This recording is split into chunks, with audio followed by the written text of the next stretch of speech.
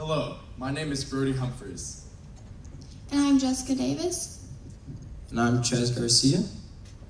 I'm Emily Spencer. So, my older brother Will and I grew up with a dad who stayed at home and a mom who served as an associate professor of medicine at Harvard Medical School. So not exactly your average American family, but why is this not average? Statistics show that only 16% of stay-at-home parents are dads, and 80% of these dads, this is not by choice. For professional women, 93% of women are dental assistants, and 93% of dental assistants are female, and 82% of social workers are female as well.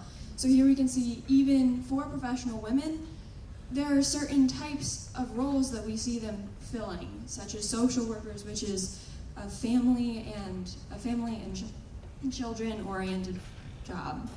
Now, in my personal experience, for my mother, trying to get to where she was, oftentimes she had to perform even better than the other men around her to achieve the same goals because of the biases already present. But where do these biases begin? After researching, we have concluded that this inferiority is not something women are born with, but in fact is found in their environment. According to the National Institute of Mental Health, 38% of girls between the ages of 13 through 18 suffer from anxiety. And during puberty, many girls from their peers feel this magnified even more. And to maintain expectations placed on them by gender roles is the main portion of where many of this comes from. And this causes, once again, that social anxiety. And this is held true at my school. At Mount Paran Christian School is where our location will be. It's in Kennesaw, Georgia. And there is a higher percentage of girls than men at Mount Paran. But that doesn't mean our voices are heard in the same way. 62% of girls start to feel social anxiety by the time they're hitting high school.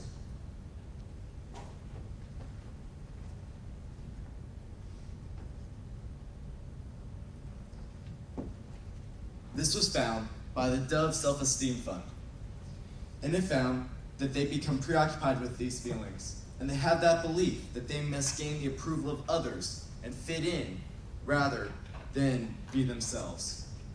And Harvard researchers have also identified that 1 out of every 4 girls preferred a male over a female political leader.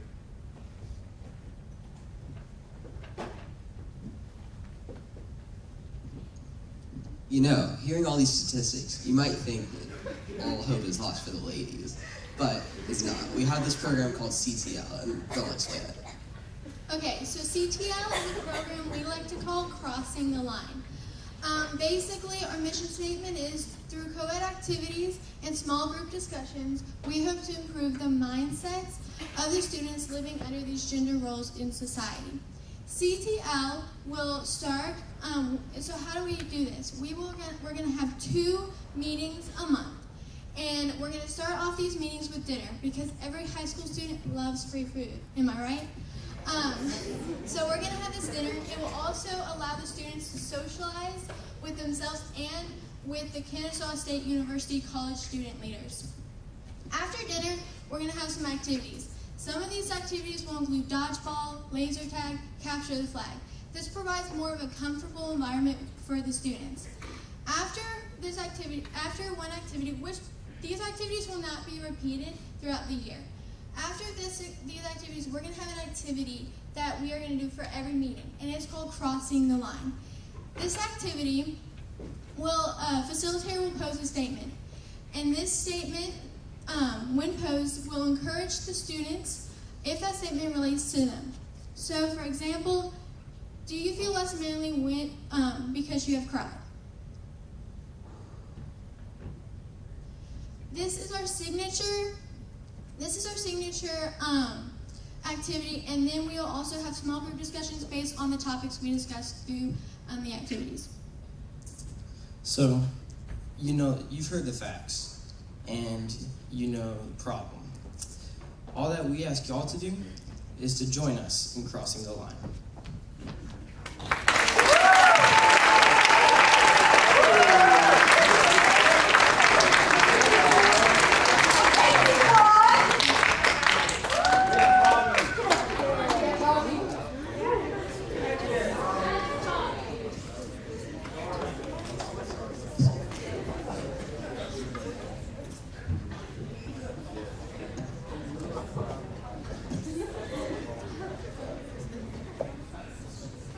Thank you guys, and thank you for the audience. Jump in there. I just was going to ask a little bit more about the cross the line activity. I didn't catch what you said was your question, but that's okay. But I'm just saying, say a little bit more about how that activity, because I think that's sort of the pivotal part of the discussion. So how do you envision that happening? Yeah, so we're going to be based in a gym, so we're just going to have a rope across the gym, and all the students will be on one side. And then the facilitator, which would be one of the college students, they would ask a question or pose a statement. And ours was, do you feel less manly because you have cried in public? Cried, yes, my apologies. And then if you have felt that, then you step over. So there is, when you step over and other people do, you get to see, oh, I'm not the only one. There's more, it creates a community. And so we not only focus on men, also women, just other general statements on whether you feel, if you're really good at sports, do you feel self-conscious when you beat a guy in basketball or something like that? And then if you do, you would step over. And it'd be a few questions like that, and then you go to small group discussions about them. Okay, I like it. Thank you. Yes, ma'am. I love the problem statement here. I think it's a very big issue to address. I've always worked in male-dominated environments. I'm outnumbered in my home as well. I have 2 little boys, a husband, and a male dog, so I'm outnumbered there when I go home from work. I was wondering, kind of 2 related, 2-part questions. I think I'm on a 2-part question roll today, but how do you plan to, so this is for college students, right?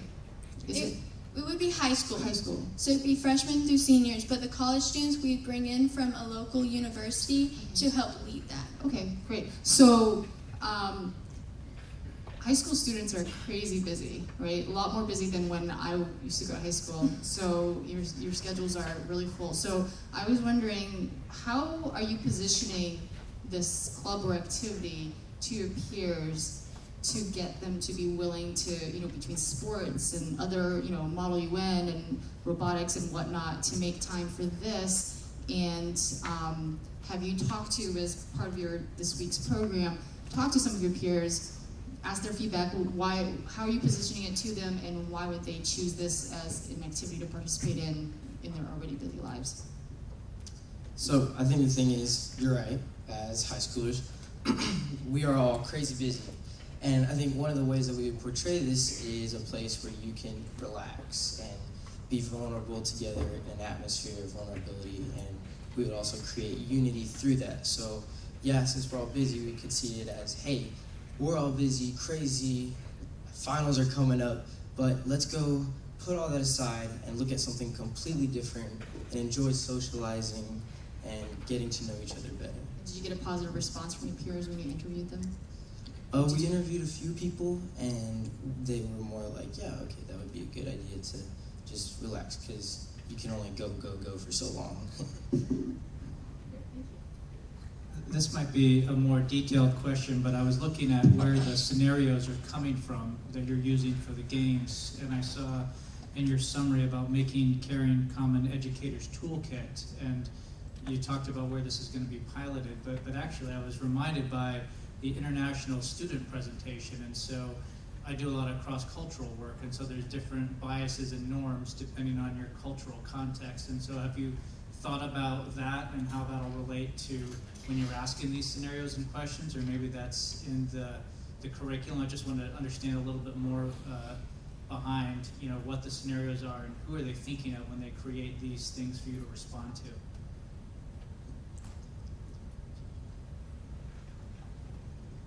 So yes, the curriculum has been formulated by Harvard, and that would be what we're using. However, that would be also one of the things we'd take into account.